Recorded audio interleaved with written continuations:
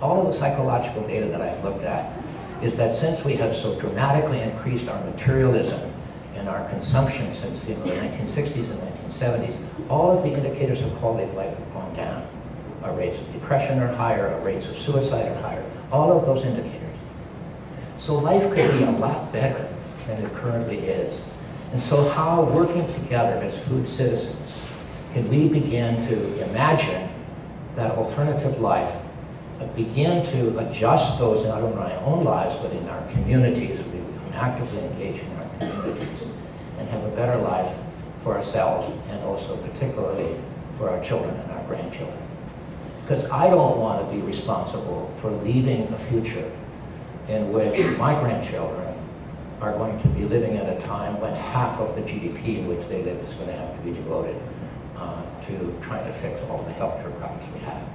And I have a responsibility as a farmer to address that. And we all have responsibilities regardless of what we're doing.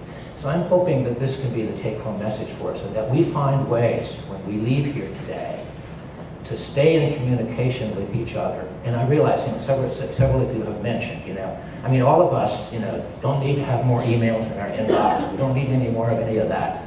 But we also need to be in communication with each other.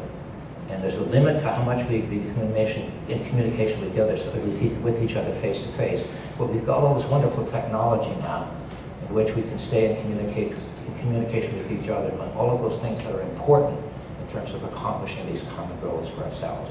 So let's find ways to do that. And I will commit myself right now to be a part of this effort and do everything that I can to try to help this happen in our future. So thank you all for coming.